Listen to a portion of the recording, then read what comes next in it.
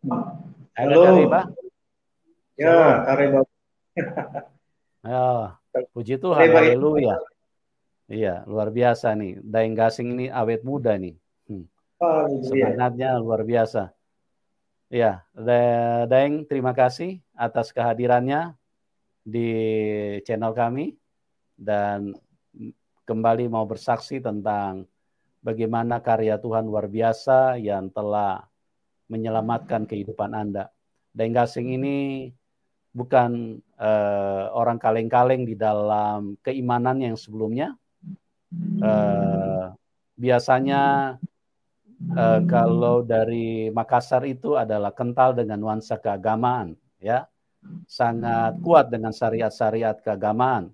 Nah, ini menarik sekali bagaimana ceritanya sampai seorang Daeng Gasing bisa murtad dan meninggalkan keimanannya. Tentu itu bukan berdasarkan khotbah pendeta, tapi ini melalui kuasa Tuhan Yesus yang secara supranatural, secara ajaib terjadi di dalam kehidupannya.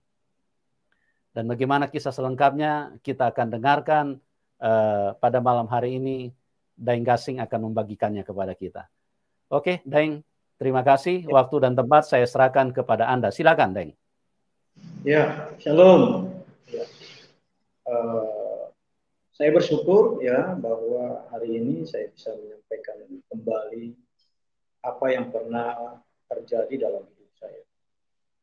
Di mana saya ini ya betul-betul merasakan jamahan Tuhan yang luar biasa. Tidak pernah saya bayangkan, tidak pernah saya pikirkan. Dan Daeng, Tuhan suaranya, Daeng, sorry, suaranya kayaknya kecil banget nih, Daeng. Oke. Ya, Mungkin. apa bisa dekat ini ya, dekat handphone atau ada handsfree? Atau dekat handphone aja? Ya, siap, siap. Oh ya, ini Sudah. baru bagus. Ini bagus ini. Oke. Sudah besar. Ya, Jadi lanjut ya. ya lanjut lanjut. Sebelum saya menjadi seorang hamba Tuhan, sebelum saya menjadi seorang yang percaya, ya, saya dari seberang. Ya. Kehidupan saya sebagai orang seberang itu cukup luar biasa, bagus, karena keluarga atau orang tua sangat mendukung. Ya. Di mana kami dibentuk untuk memahami dan mengerti ya apa arti agama yang kami anut waktu itu ya. Sehingga dari orang tua yang terus membantu dan mendukung membawa pikiran saya itu untuk bisa mempertahankan, meyakinkan diri saya bahwa apa yang dulu saya miliki itu sudah menjadi sebuah kebenaran dan mutlak ya. Kenapa saya katakan menjadi sebuah kebenaran dan mutlak? Karena membentuk kehidupan saya, membentuk karakter saya ya, untuk menjadi orang yang dapat memisahkan antara baik dan benar, ya, antara yang jahat dan yang baik, ya, sehingga saya tidak terpengaruh ya dengan kondisi-kondisi lingkungan di mana saya ada, ya, di mana kondisi lingkungan yang ada di tempat saya itu ya cukup lumayan memprihatinkan ya. Tempat minum, tempat bersinah, tempat bermain judi ya. Jadi tinggal memilih ya, tempat ibadah juga dekat di situ. Saya memilih hal yang baik dalam pandangan saya, melakukan kegiatan keagamaan dengan baik, menjauhi segala apa yang dikatakan larangan, ya, sehingga saya tidak terjebak dengan lingkungan yang saya bisa katakan termasuk bobrok, ya, tapi saya bisa mempertahankan iman saya dan menjalaninya dengan baik. Sehingga saya merasa bahwa kehidupan saya itu berbeda dengan orang-orang lain, ya, yang mana kehidupan orang-orang di sekitar saya dalam lingkungan saya itu mereka tidak seperti apa yang saya bayangkan, ya. Kehidupan keagamaan mereka minim sekali, ya. Dan saya melihat dari keseharian, ya, apa yang mereka kerjakan dan apa yang mereka buat.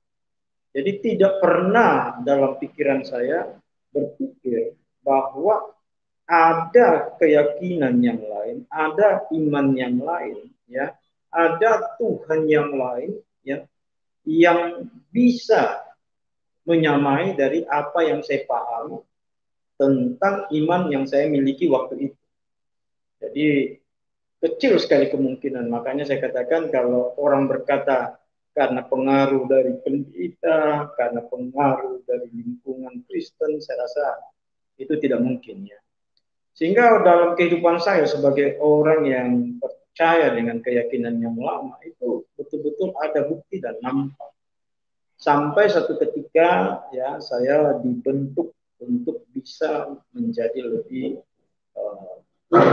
mungkin lebih seriuskah bahasanya, lebih fanatikah, ya, bahasanya saya tidak terlalu paham, tapi kita didoktrin begitu kuat untuk bisa, ya, atau rela, ya, menjadi berkorban jiwa dan raga untuk keyakinan yang lain. Sampai satu ketika saat saya sendiri sudah terbentuk, ya, terdoktrin dengan pelan-pelan, ya, pada tahun yang 1987 itu, ya, saya mendapatkan sebuah penglihatan yang saya sendiri tidak pernah tahu kok bisa terjadi.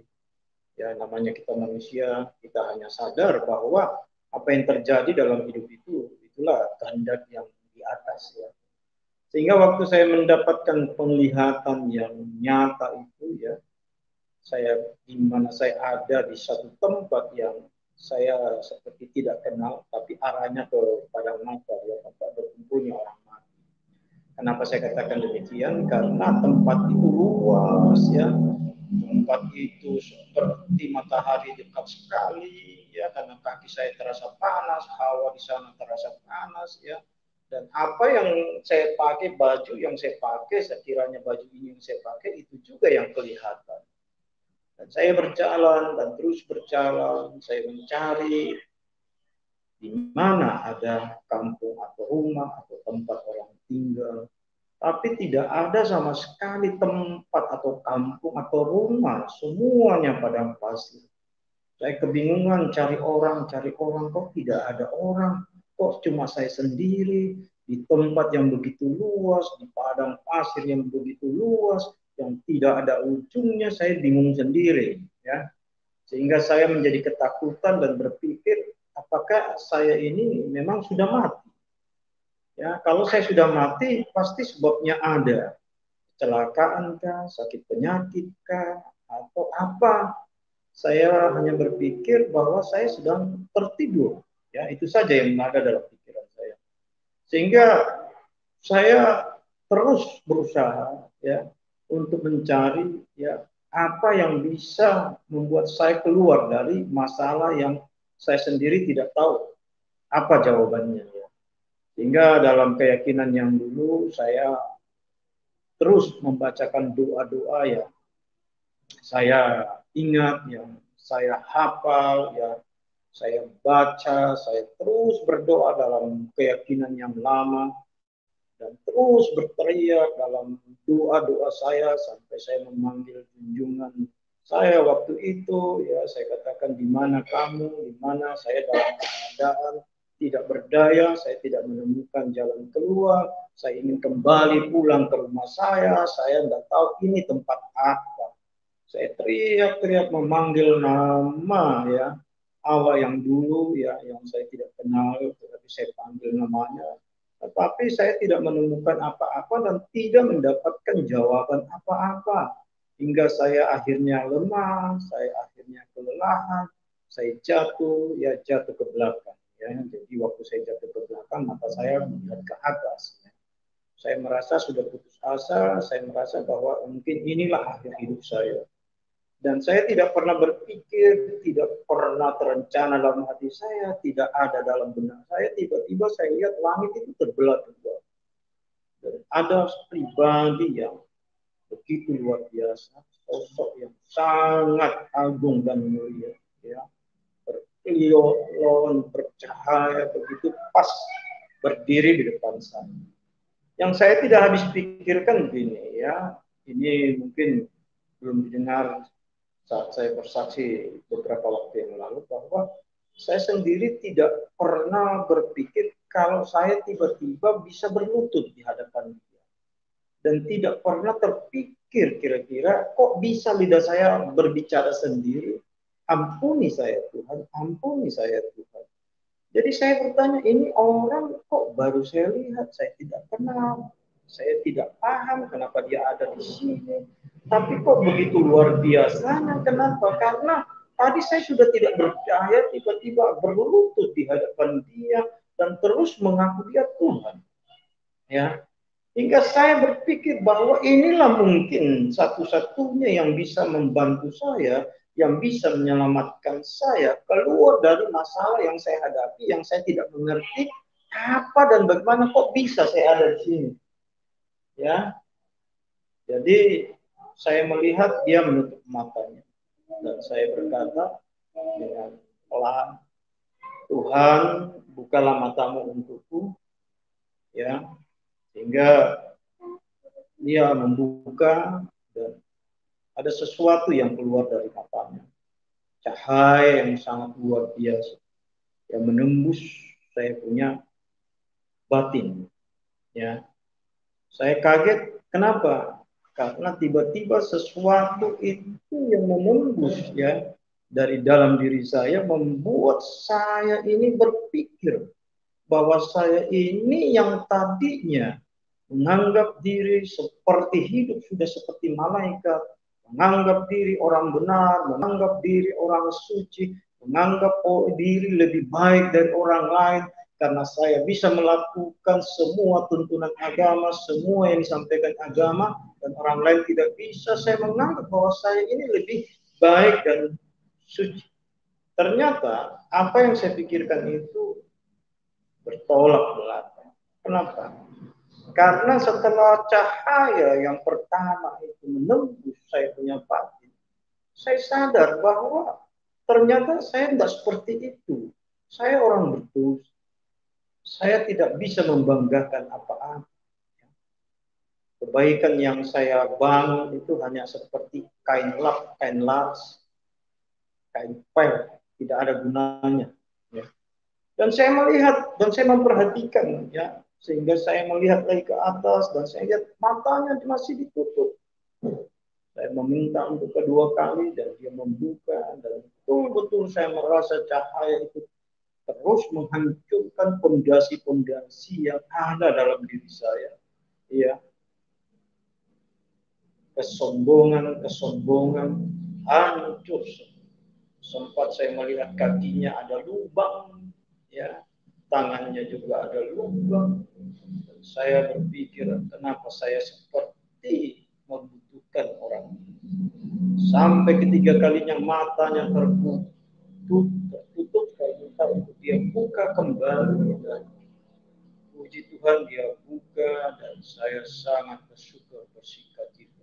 Kenapa? Karena tangan yang berlubang paku yang saya lihat, ya, tiba-tiba terangkat dan ditaruh di atas kepala saya. Dan sesuatu yang tidak saya pikirkan itu menguasai diri saya, membuat saya merasa sejahtera, membuat saya merasa nyaman, membuat saya mendapat kesejukan, sesuatu yang luar biasa.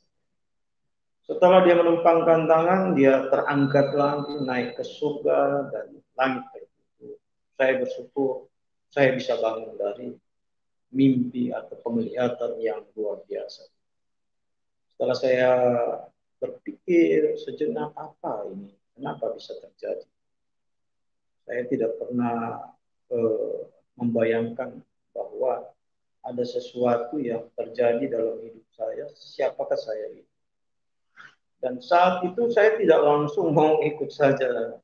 Saya tidak mau langsung percaya begitu saja ya. Karena saya orangnya kalau sudah bilang A, A. Sudah bilang B, B. Ya, kalau A, A sampai mati. Kalau B, B sampai mati. Karena orang apa ya, karakter saya sebagai orang Makassar ya, bahwa kita itu hanya sekali bicara, tidak mau dua kali. Ya. dan itu terbawa dalam hidup sehingga tidak mudah untuk memutuskan sesuatu, pertimbangan yang matang, ya, betul-betul melihat untung dan ruginya apa dan bagaimana sehingga saat mengambil satu keputusan itu final, ya. Jadi saya coba memberikan apa ya, mencari orang yang curhat, ya, memberitahu orang kira-kira apa makna dari apa yang terjadi dari penglihatan atau mimpi saya waktu itu. Tapi dari beberapa orang yang saya tanyakan, ya, mereka selalu bilang itu karena kamu bergaul dengan orang Kristen, kamu banyak teman orang Kristen, ini dan itu, ya. Saya sendiri bingung, ya, karena saya sendiri nggak tahu apakah betul atau tidak, tapi saya sendiri nggak tahu, ya. Ada yang berkata itu setan katanya, saya bilang ya kalau setan, ya pasti saya takut, ya. Tapi kok saya sejahtera, saya rasa nyaman, saya rasa bahwa itu sesuatu yang indah, yang luar biasa. Sampai waktu yang begitu panjang saya harus lewati dengan ketidakpuasan dari beberapa jawaban-jawaban yang saya dengar, ya, membuat saya berpikir bahwa saya tidak tahu harus berbuat apa, ya, saya tidak mengerti harus bertindak apa, sehingga saya berpikir apa yang saya pikirkan waktu itu saya menganggap sia-sia saya beriman, ya. Kenapa? Karena saya tidak menemukan sesuatu yang dapat menjawab, ya, persoalan atau masalah saya, ya. Sehingga karena saya tidak mendapatkan jawaban, saya tidak mendapatkan, ya, kejelasan, ya, saya akhirnya mengambil jalan sendiri untuk mengikut orang-orang dunia, karena saya merasa orang dunia itu mereka tidak pusing hidup, tidak pusing dengan keadaan mereka. Kalaupun mereka besok lusa mati, ya mati selesai, ya. Saya hampir jadi tidak percaya lagi dengan keadaan tentang iman yang ada di tiap orang, karena saya merasa bahwa apa yang saya rasakan itu dianggap sesuatu yang bertolak belakang, ya. Sehingga saya ikut minum mabuk apa, nakal apa, ya.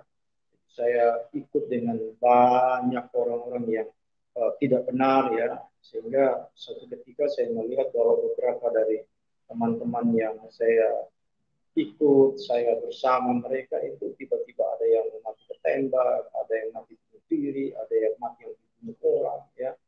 Saya jadi bingung karena biar bagaimana keluarga saya, khususnya ibu saya, ya, ya, sangat mengasihi saya dan dia tidak mau saya punya kehidupan hancur seperti teman-teman yang sempat dia tahu, ya.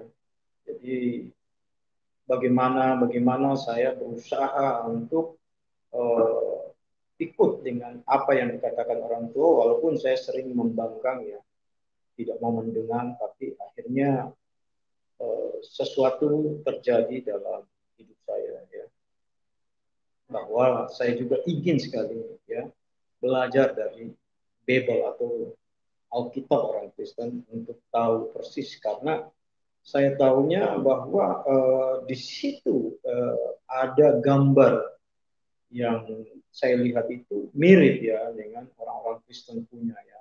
Saya sendiri tidak percaya pada kata orang bahwa Yesus itu Tuhan, karena saya berpikir bahwa Yesus itu orang Barat, rambutnya gondrong, pirang, ya, dan dia seperti orang Barat. Jadi untuk saya menganggap dia Tuhan itu mungkin terlalu jauh.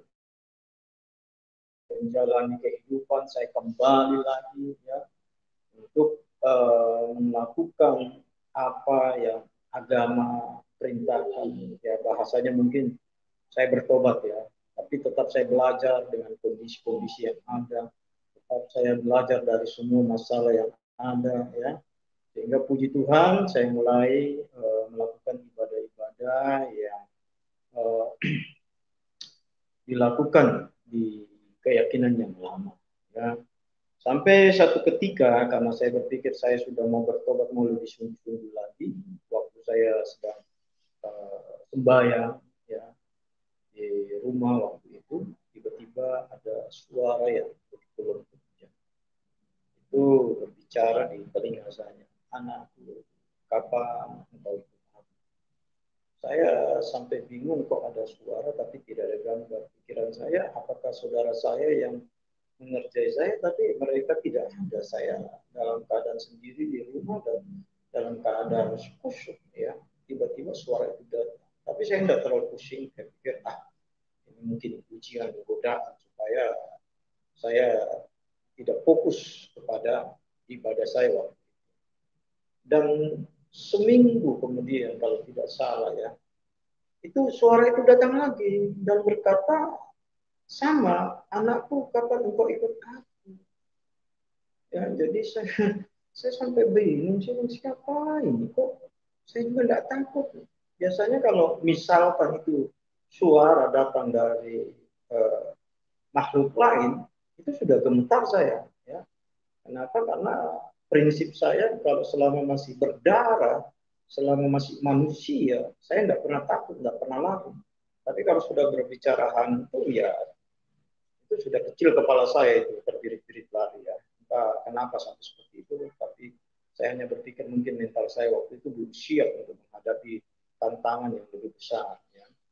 Sehingga 2 kali suara itu, ya, tepatnya pada tahun 92, ya, saya masuk di salah satu tempat ibadah, ya, di tempat dekat rumah saya. Kebetulan saya datang terlambat, ya, jadi saya ada di sak belakang. Ya. Lalu saya mulai ibadah seperti apa yang biasa dikerjakan. Ya. Saya angkat tangan saya dan saya mulai berdoa.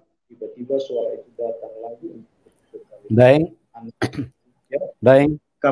Ya, Shalom. Iya, suaranya kecil, Daeng. Agak dekat sedikit ke ini. Ya, oke. Ya, lanjut. Saya sak di belakang, ya. Jadi mulai beribadah, suara itu datang lagi untuk ketiga kalinya. Anakku, kapan engkau ikut aku, ya? Saya merasa seperti terusik, terganggu, tapi tetap sejahtera, ya, karena saya tidak ketakutan kalau suara itu bukan dari suara-suara yang lain. Saya tahu bahwa itu pasti suara yang mungkin pikiran saya waktu itu malaikat kah apakah, saya bingung sendiri, ya. Sehingga sampai satu ketika saya nggak pernah tahu kalau mulut saya sendiri itu berteriak Yesus, Yesus, Yesus. Jadi nama Yesus itu bukan dikasih dengan pendeta, bukan diajarkan oleh orang Kristen, tapi tiba-tiba saya sendiri teriak Yesus, Yesus, dan saya mulai ketakutannya.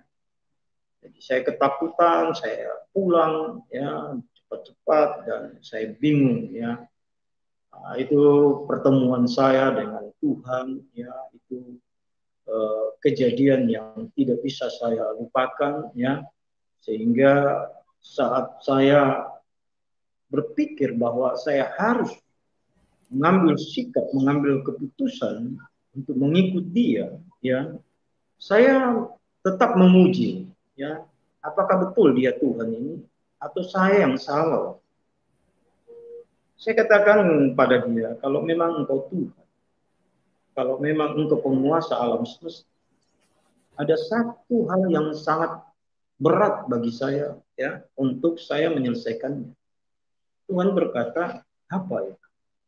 Ya, saya tahu bahwa Tuhan itu tahu, cuma dia mau supaya saya lebih terbuka lagi.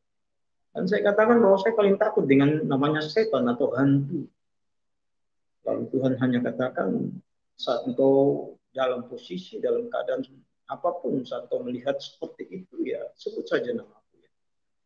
Dan saya betul-betul saat saya didatangi, ya, pada tahun 92 itu lagi gempar-gemparnya banyak kuntilanak di Makassar, ya. Di orang Jawa bilang sundel bolong ke apa saya tidak mengerti, ya.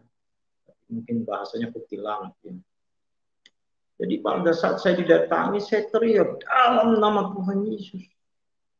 Dan iblis atau setan itu lari tunggang langgang. Tidak pernah saya bayangkan. Bagaimana tidak? Biasanya saya yang lari tunggang langgang. Ini di depan mata saya, iblis lari tunggang langgang saat nama itu disebut. Ya. Sehingga itu membuat saya semakin kuat, membuat saya semakin percaya bahwa ini betul-betul penguasa alam semesta. Ini betul-betul Allah yang hidup. saya menyatakan diri masuk Kristen pada tahun 92. Ya. Dan proses selanjutnya memang tidak mudah. Ya. Tantangan demi tantangan itu saya temui. Ya. Begitu banyak orang-orang yang dekat, teman-teman yang dekat tiba-tiba menjauh, meninggalkan saya. Ancaman datang silih berganti, ya cuma ya saya bersyukur bahwa saya tidak pernah takut dan tidak pernah lari. Saya hadapi tantangan itu, ya. Dan orang tua meninggalkan saya dan tidak peduli acuh tak acuh, ya. Tantangan-tantangan itu datang, tapi saya sudah katakan bahwa kalau saya sudah memutuskan sesuatu, ya saya hidup atau mati, saya tidak pusing. Karena saya sudah mengambil keputusan dan itu final, ya. Membuat keluarga jauh, membuat keluarga membenci, terus menghina apa dan bagaimana, ya. Jadi mungkin juga karena waktu itu orang tahu saya nakal, mungkin waktu itu orang tahu juga bahwa saya tidak pernah lari kalau ada sesuatu persoalan, ya, sehingga orang juga masih berpikir untuk mau berbuat yang tidak pas terhadap diri saya, ya. Jadi saya menjalani kehidupan, ya, dengan begitu berat, tantangan yang saya hadapi begitu tidak enak sampai tahun 93 saya harus lari meninggalkan, ya, tempat tinggal saya Makassar, lari ke Tenggara, khususnya pasnya di Pomala, ya. Jadi saya ke sana dengan harapan saya bisa hidup lebih baik di tengah-tengah orang yang membenci, ya, di tengah-tengah orang yang tidak nyaman dengan saya, sehingga saat saya pergi saya akan memulai sebuah kehidupan yang baru hingga sampai saya tiba di Pomala, ya, saya datang kepada salah satu hamba Tuhan yang dimana saya bergereja waktu itu. Saya katakan maksud dan tujuan saya untuk datang ke Pomala itu ingin bekerja di tambang, ya. Karena yang terkenal di Pomala itu aneka tambang. Tapi yang saya tidak pernah bayangkan, tidak pernah saya pikirkan, hamba Tuhan itu tanya, kamu punya kenalan, kamu punya backing, kamu punya keluarga, kamu punya siapa? Saya bilang, saya punya Yesus. Kalau dia tertawa, terbahak-bahak dan mengatakan imanmu itu baru seumur jagung, kamu sombong.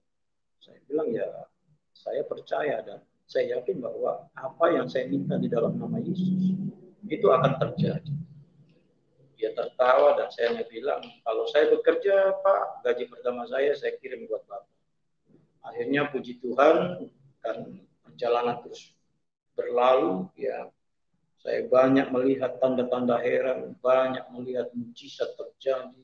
Ya, sebelum saya bekerja di aneka tambang, saya ikut melaut, ya, mencari ikan di tengah laut, ya. Bagaimana Tuhan membela saya saat badai, ya. Sampai-sampai ada satu ketika angin tornado di tengah laut itu datang hampir menyerang kapal saya. Dan teman-teman pada ketakutan lalu mencari cergen yang 20 liter itu dia tutup, ya, untuk mengamankan diri kalau kapal katanya tenggelam. Tapi saya hanya berdiri di buritan dan saya menungking dalam nama Tuhan Yesus, dalam nama Tuhan Yesus, ya. Angin tornado itu tidak sampai menerjang kapal yang kami pakai untuk mencari.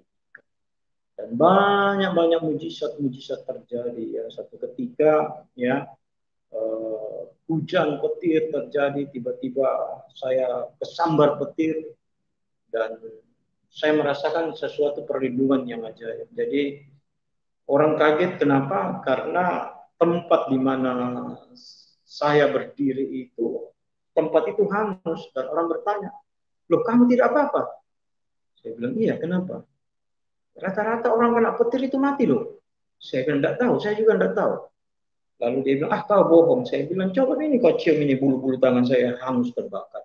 Ya, tapi kulit saya enggak apa-apa. Oh, kamu punya ilmu katanya. Saya bilang, enggak tahu, saya punya ilmu tidak ada, tapi saya punya Tuhan yang luar biasa.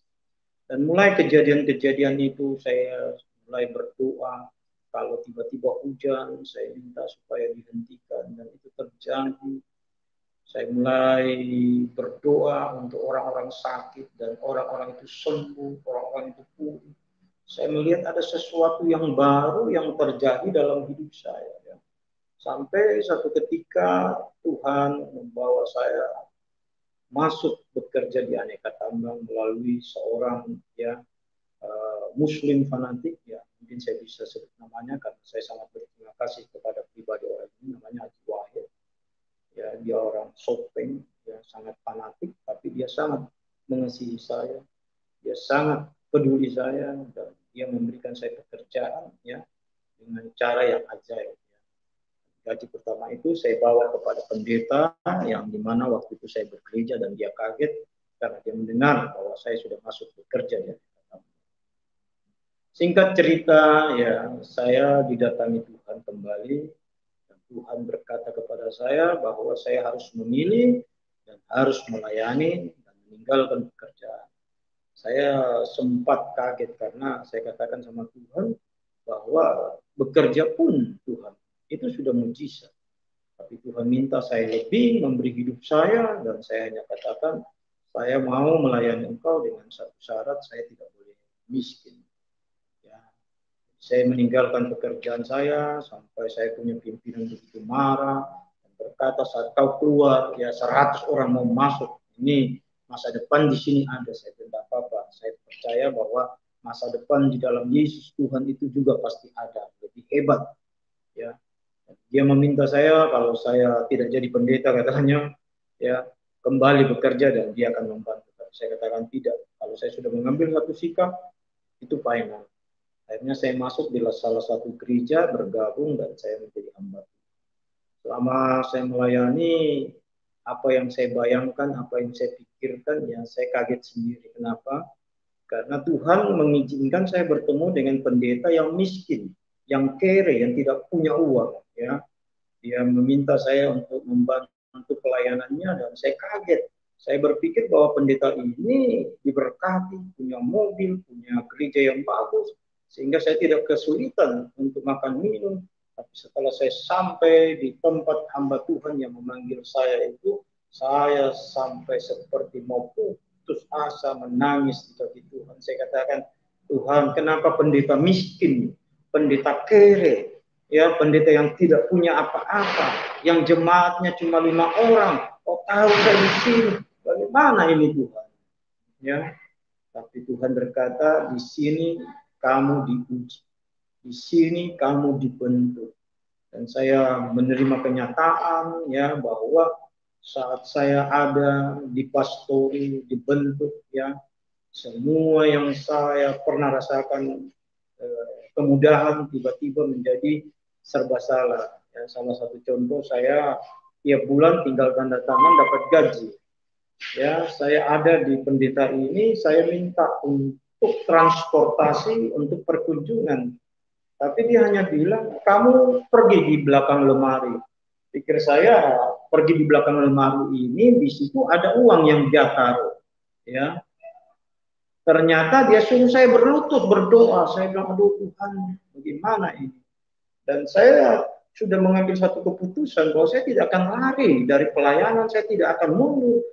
Ya, saya akan terus sampai bagaimana Tuhan bawa saya. Dan saya terus berlutut, menangis di kaki Tuhan untuk kebutuhan saya. Dan satu ketika saya diminta untuk ke Manado, ya Manado, saya sekolah di salah satu sekolah teologi, ya. Di situ pun saya melihat bahwa Tuhan bekerja. Kenapa saya katakan Tuhan itu bekerja luar biasa? Ya. Saat saya minta untuk transport, saya hanya disuruh berpuasa. Kau belajar puasa. Puasa 3 hari katanya. Tidak makan, tidak minum. Waduh, makanlah ya sore. Akhirnya saya terlatih puasa. Ya. Mau berangkat, saya tanya, mana uangnya? Dia bilang, udah berdoa, sudah. Kamu ke rumah ini katanya, layani di sana, doakan. Lalu saya pergi melayani, doakan, ya, dan puji Tuhan dia kasih saya persembahan yang cukup di mana saya pakai untuk ke Manado waktu itu. Jadi saya di Manado, saya dibentuk, karakter saya dibentuk, saya belajar untuk melayani saat orang pada tidur, saya bangun berdoa mencari wajah Tuhan karena saya tidak ada uang dan saya bersyukur bahwa dosen saya mengasihi saya dan ada beberapa teman yang peduli dengan saya sehingga kadang-kadang saya mendapatkan kebutuhan-kebutuhan saya itu melalui teman-teman ya karena saya tidak tahu keluarga tidak ada yang bantu ya teman tidak ada yang mensponsori hanya mengandalkan Tuhan dan mengandalkan Tuhan ya jadi kadang-kadang orang makan saya juga berpikir Tuhan kok sudah bayar makanan ini kan tapi itu puji Tuhan semuanya bisa saya lalui saya kembali ke tempat pelayanan saya dan di situ Tuhan membawa saya dalam banyak-banyak perkara. Saya ditantang oleh hamba Tuhan yang waktu itu menjadi gembala saya ya. Saya katakan ya bahwa saya mau buka pelayanan sendiri ya. Saya mau melayani sendiri dan dia berkata kamu berpuasa dulu. Jadi saya naik ke gunung ya. Di gunung itu saya berpuasa 40 hari ya selama 3 kali ya. Jadi setelah 40 hari saya turun ya. Saya istirahat 1 minggu, lalu saya naik lagi 40 hari, turun lagi 1 minggu, naik lagi 40 hari dan saya merasa itu sudah cukup. Jadi dari banyak-banyak pelayanan yang saya lihat Tuhan membela perkara-perkara yang terjadi. Ya, saya melihat orang-orang disembuhkan, orang kusta disembuhkan, orang sakit apapun disembuhkan melalui doa. Ada kesaksian ya, sampai hari ini tidak bisa terlupakan bahwa ada orang tiba-tiba kena penyakit yang aneh yang tidak bisa tidur ya. Jadi saya katakan, saya mau berdoa untuk Anda, tapi obat itu kamu buang. Dia tidak mau, kenapa? Karena harga obat itu 1 biji itu katanya mahal sekali ya. Itu waktu itu tahun 2000 ya, itu sudah luar biasa harganya ya. Itu sudah sampai 15.000 katanya 1 biji ya. Dan itu ada beberapa saya bilang kalau kau mau sembuh silahkan. Lalu dia tantang saya, dia bilang bisa kau buktikan malam ini saja bahwa saya bisa tidur karena sudah berapa lama saya tidak tidur ini. Oke, saya besok ambil obatmu, ini malam kau bisa tidur. Dan puji Tuhan dia bisa tidur. Dia merasakan terbangun sudah jam 6 pagi dan dia meminta saya dan teman saya untuk datang dan akhirnya obat itu saya buang dan dia disembuhkan. Ada begitu banyak pelayanan-pelayanan mujizat-mujizat terjadi ya dalam pelayanan saya. Ya saya lihat Tuhan bekerja menyatakan tanda-tanda heran apa yang tidak mungkin menjadi mungkin ya, apa yang tidak bisa menjadi bisa. Orang tidak punya anak bisa punya anak, orang yang tiba-tiba tengkorak kepalanya tidak ada menjadi ada, orang lumpuh bisa berjalan, orang buta bisa melihat, orang tuli bisa mendengar, orang bisu juga bisa berbicara waktu didoakan. Banyak mujizat-mujizat yang saya lihat yang membuat saya semakin yakin dengan janji-janji Tuhan ya. Saya terlalu percaya kepada Dia saat berdoa sampai Tuhan mengizinkan ya bahwa saya bisa ya dipakai untuk memberikan kehidupan bagi 9 orang yang sudah mati ya, jadi dihidupkan kembali ya. Jadi mujizat terus terjadi sampai hari ini ya. Ini kemarin ada satu bapak yang dia sudah masuk Kristen, sudah percaya, tapi tiba-tiba dia berdukun ya. Dan waktu dia sakit itu hanya sakit biasa, tiba-tiba dia dikasih dukun air lalu dia minum itu sampai lehernya bocor ya. Jadi dokter berkata bahwa itu kecil sekali kemungkinan dia akan selamat ya. Kenapa? Karena dia kena kanker kelenjar getah bening yang membuat lehernya itu lubang, dia punya dada juga lubang ya. Jadi sampai dia nangis-nangis, istrinya telepon saya, Pak Pendeta bisakah engkau bantu untuk doakan suami saya? Saya hanya bilang, saya minta suami kamu bertobat dulu. Kalau tidak dia pasti mati. Akhirnya dia menangis, dia menyesal bahwa dia sudah salah ya dalam mempercayai orang ya. Walaupun dukunnya itu sebenarnya dukun Kristen, orang Kristen yang dari dukun, tapi saya katakan segala sesuatu yang tidak pakai nama Tuhan Yesus, di luar dari nama Tuhan Yesus dan tidak sesuai dengan Alkitab, jangan coba-coba. Itu sama dengan kamu akan cari mati. Dan akhirnya saya katakan kalau kamu percaya kamu akan sembuh. Dan puji Tuhan ya, dokter sendiri kaget. Kenapa? Karena tiba-tiba penyakit yang diderita itu bisa sembuh, bisa pulih ya.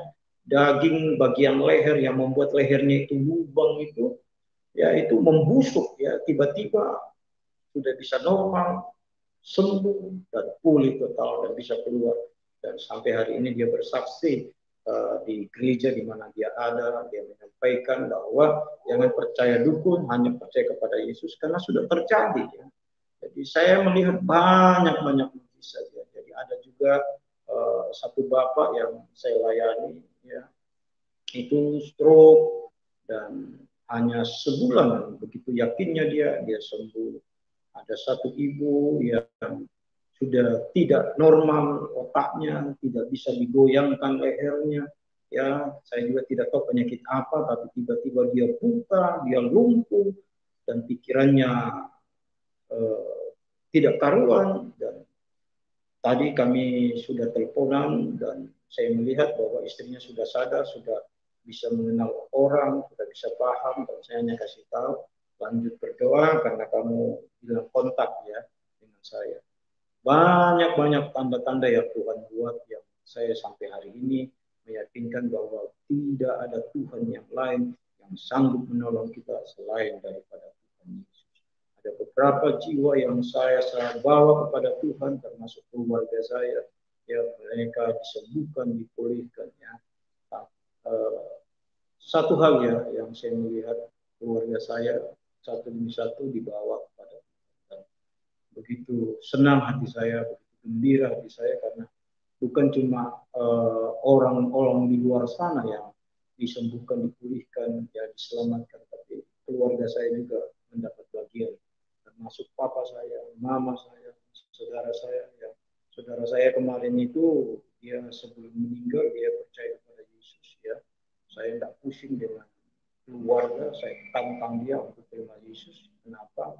Karena dia kena kanker kelenjar getah bening juga ya, dan sudah dibiopsi dan tidak ada harapan ya.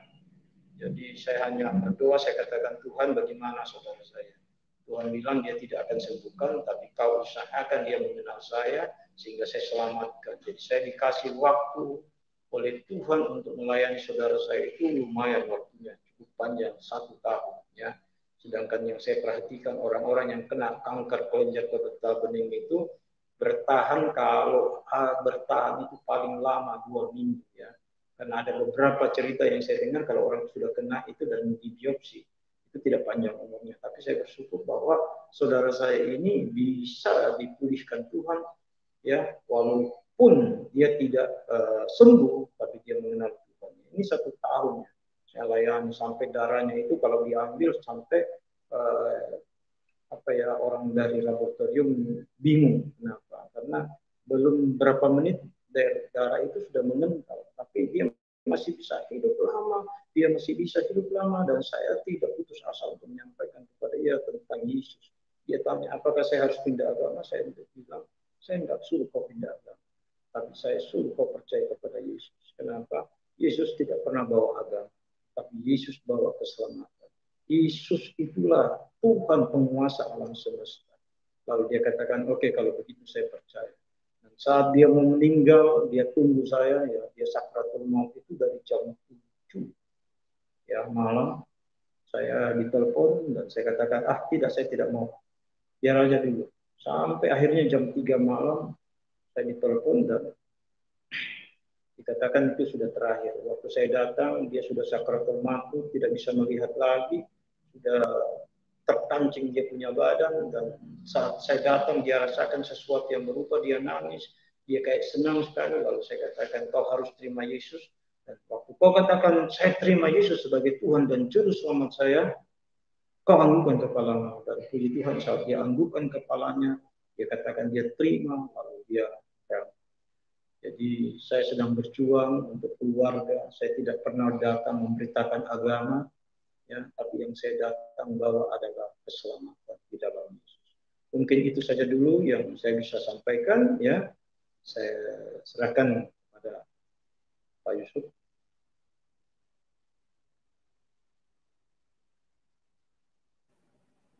Ya, haleluya. Puji Tuhan, luar biasa sekali. Bagaimana Pak Daeng Gasing mengalami hal-hal yang supranatural, dan itu memang untuk menyatakan kepada yang belum percaya Tuhan Yesus bahwa Tuhan Yesus itu Tuhan yang setia, Tuhan yang benar.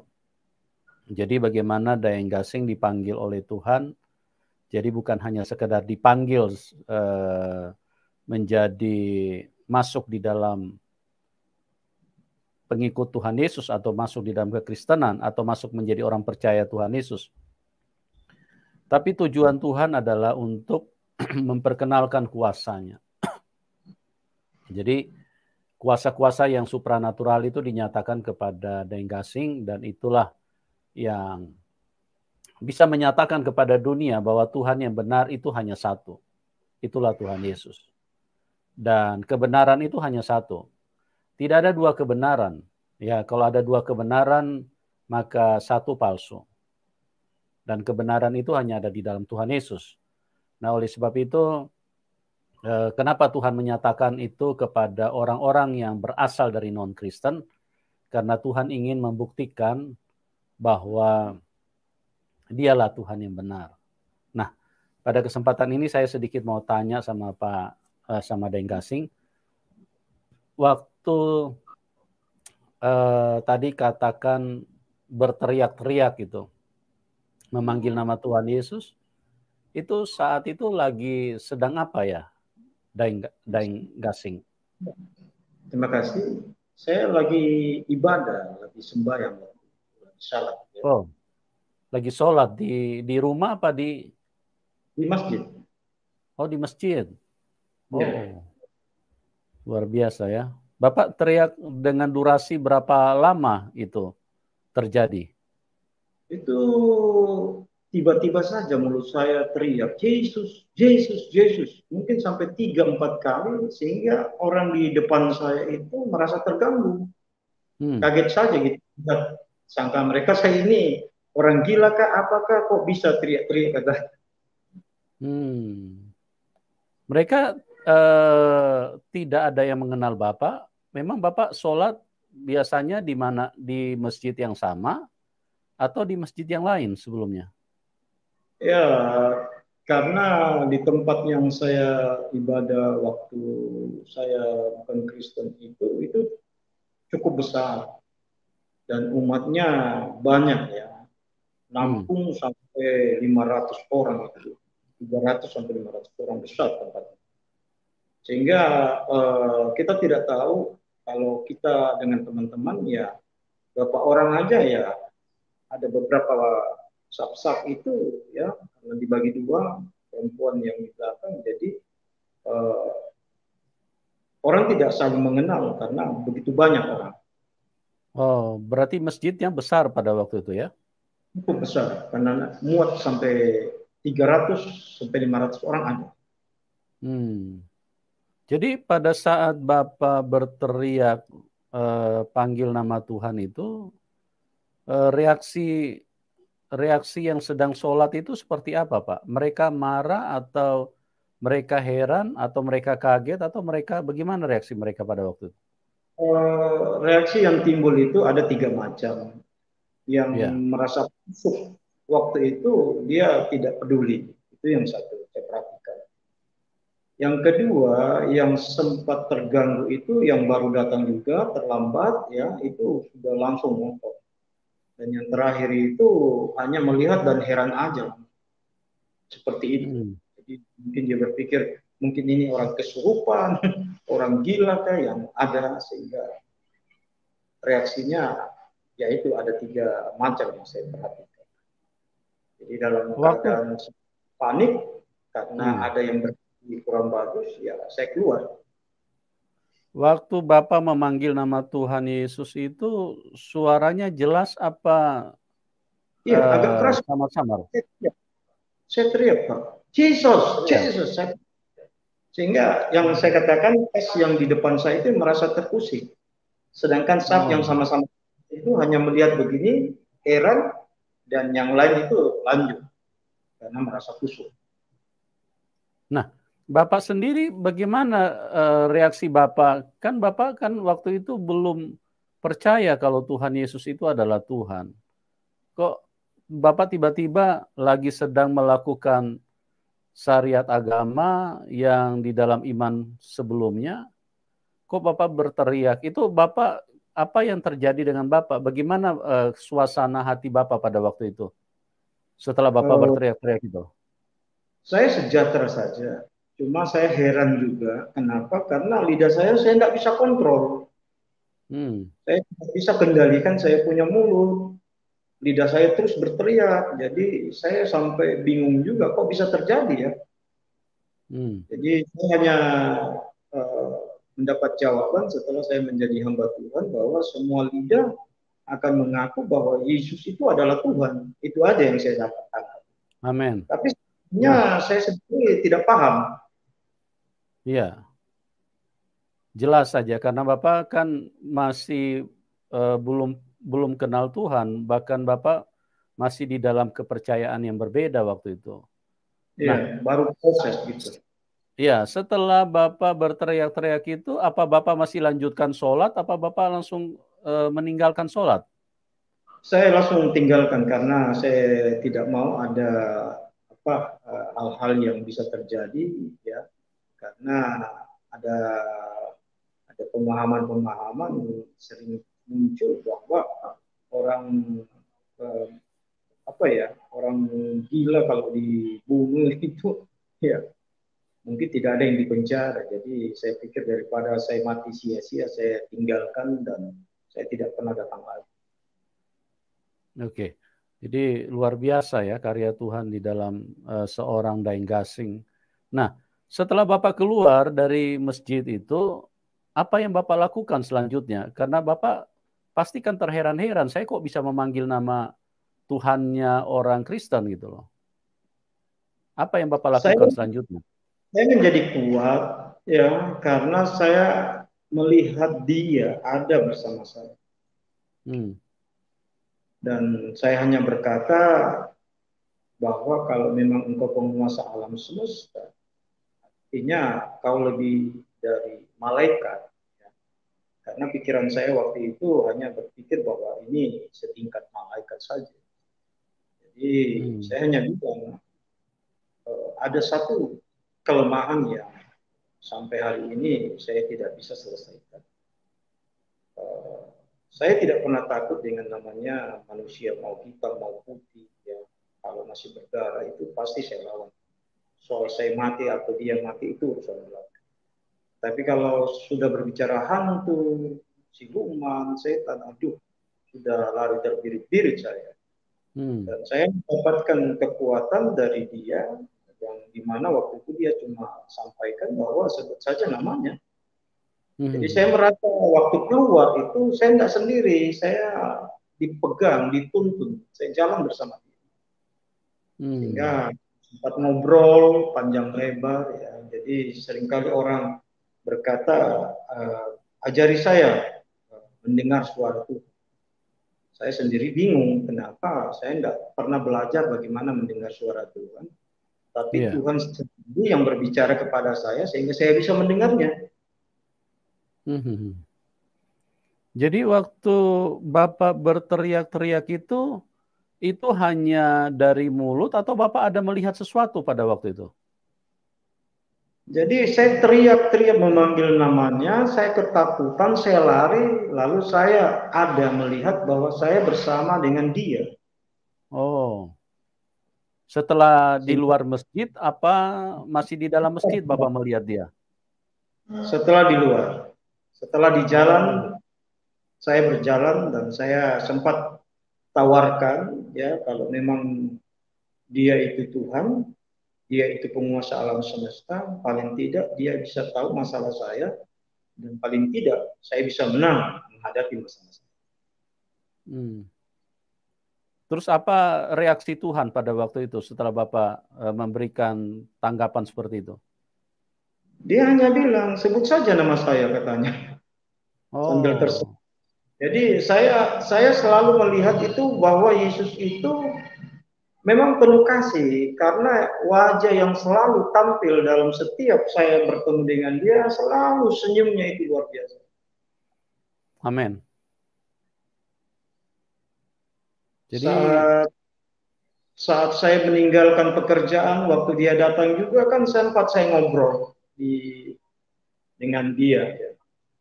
Dia katakan, kau tinggalkan pekerjaan. Saya bilang, Tuhan, dengan susah payah saya berusaha untuk bisa dapat pekerjaan dan Engkau berikan. Saya pikir kalau saya bekerja, saya bisa mendukung pekerjaan Tuhan, kan? Yeah. Tapi Tuhan itu bukan urusan kau. Sekarang tinggalkan pekerjaanmu, layani saya mau pakai kamu, berbeda. Jadi sempat saya lama ngobrol. Mungkin ada 1 jam saya ngobrol dengan Tuhan. Ya. Luar biasa. Sehingga harus mengambil keputusan bahwa memang saya harus tinggalkan pekerjaan itu. Karena terus terang waktu saya berhadapan dengan pimpinan saya menyayangkan sekali tindakan saya. Dan berkata bahwa kamu sudah pikir baik-baik, apa kamu tidak lagi stres itu? Apa kamu tidak tertekan? Kau mau tinggalkan pekerjaan ini, sedangkan kalau kau keluar lebih banyak orang yang akan masuk, ya. Saya katakan tidak, karena saya sudah putuskan bahwa apa yang diperintahkan Tuhan itu memang benar. Saya harus ikut. Oke. Jadi Daeng Gasing waktu setelah keluar dari masjid itu, sehabis berteriak-teriak memanggil nama Tuhan, pada saat itu memutuskan untuk mengikut Tuhan Yesus, apa bagaimana? Apa masih dalam pergumulan lagi? Enggak, saya sudah mengambil keputusan waktu itu. Sudah mengambil keputusan. Melalui waktu yang cukup panjang, 5 tahun. Dari tahun 97 sampai 92.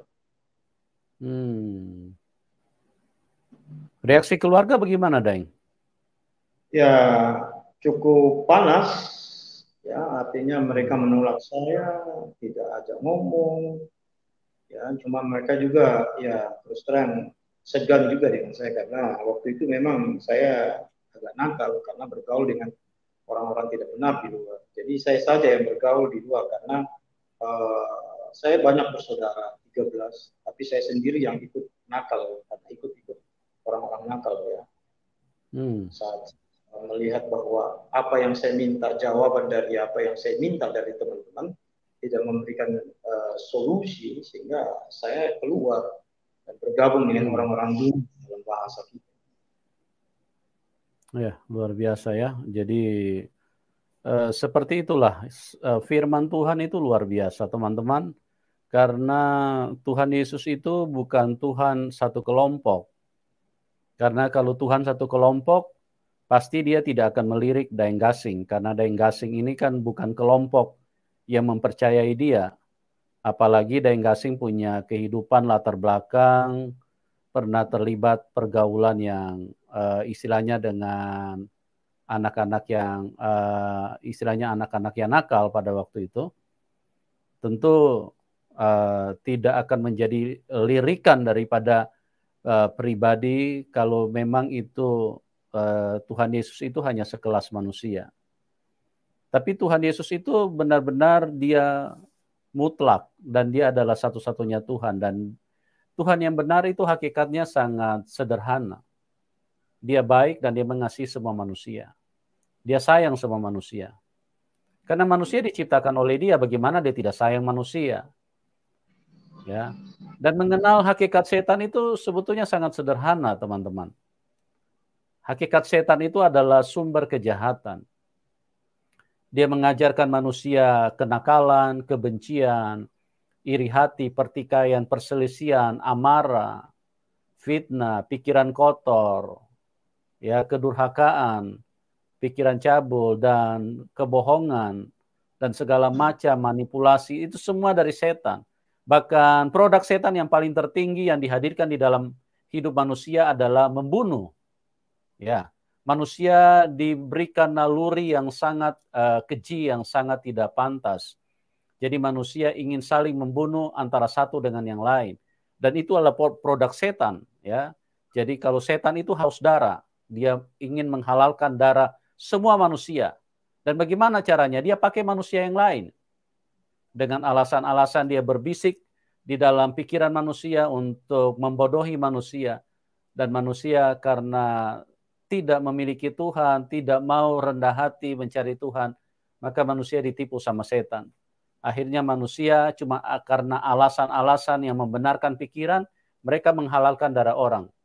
Itulah setan. Begitu jahat setan ini. Ya. Oleh sebab itu Tuhan Yesus datang 2000 tahun yang lalu, dunia tidak bisa menerima. Karena dunia ini dikuasai kejahatan dan dunia betul-betul marah. Dan dunia atau setan itu memakai manusia untuk melawan Tuhan. Supaya jangan menerima Tuhan. Itu sebabnya saya tidak heran dan juga tidak kaget kalau sampai saat ini ada begitu banyak orang yang menolak Tuhan. Bahkan bukan menolak Tuhan, membenci Tuhan. Bukan hanya membenci Tuhan, menghina Tuhan. Ya. Dan itu tidak heran. Karena sejak Tuhan Yesus turun 2000 tahun yang lalu tidak ada manusia yang mau terima dia. Karena begitu jahat setan menguasai pikiran manusia, akhirnya tidak ada satu pintu rumah yang terbuka. Tuhan Yesus harus lahir di kandang binatang, kandang domba, kandang domba. Inilah realita bahwa Tuhan Yesus itu dari surga, manusia ini dari dunia. Itu sebabnya bahwa yang bisa menyelamatkan manusia itu hanya Tuhan, karena dia yang dari surga. Makanya dunia tidak bisa menerima. Kenapa? Karena Tuhan itu terang, dia memberitahu kejahatan setan. Dan manusia dikuasai setan, akhirnya manusia menolak semua. Manusia menolak Tuhan. Jadi jangan heran kalau ada orang menghina-hina Tuhan, memaki-maki Tuhan. Bahkan mungkin juga ada yang gasing sebelum mengenal Tuhan, juga termasuk salah satu dari itu. Tapi itulah Tuhan. Tuhan Yesus itu baik. Tuhan Yesus tidak marah-marah, Tuhan Yesus tidak, ini orang satu menghina saya, untuk apa ditolong, untuk apa diselamatkan. Tuhan bukan begitu. Tuhan cinta semua sama manusia. Ya, Tuhan mengajarkan kita untuk mengenali setan.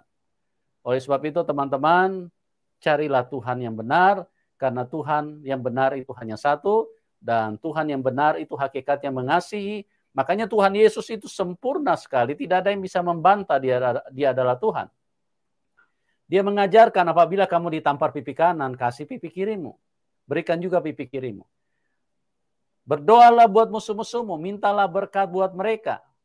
Ini bukan perkataan manusia, teman-teman.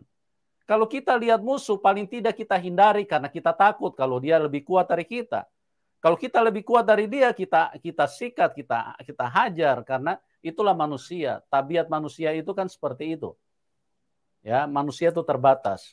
Manusia apalagi kalau sudah dikuasai setan, pikirannya jahat. Ya. Dan puji Tuhan, luar biasa kesaksian Daeng Gasing. Kita tidak menyangka Tuhan Yesus itu terlalu baik, dengan latar belakang yang berbeda-beda, dengan kondisi yang berbeda-beda, dengan situasi yang berbeda-beda, Tuhan hadir dan menyelamatkan manusia. Karena sekali lagi Tuhan tidak ingin manusia binasa, Tuhan tidak ingin manusia masuk neraka. Dan terima kasih buat Daeng Gasing atas kesaksian yang luar biasa. Kami berdoa Tuhan pakai Daeng Gasing dengan cara Tuhan yang unik, yang spesial, yang khusus untuk memenangkan banyak jiwa. Karena Daeng Gasing ini saya lihat diberikan karunia kesembuhan juga dari Tuhan, dan ada beberapa orang mati yang dibangkitkan lewat pelayanan beliau. Ya, jadi kami berdoa supaya Tuhan Yesus terus pakai Bapak, urapi Bapak, dan memenangkan banyak jiwa dan membawa jiwa-jiwa khususnya orang yang belum kenal Tuhan. Ya, dan bagi teman-teman yang diberkati, silakan dukung Daeng Gasing. Nomor rekeningnya kami taruh di layar deskripsi. Oke, teman-teman, terima kasih buat semuanya yang sudah bergabung bersama kami. Doa kami buat Anda semua dan Tuhan Yesus memberkati kita semua. Kita akan berjumpa di program selanjutnya dan salam kemenangan buat kita semua. Amin.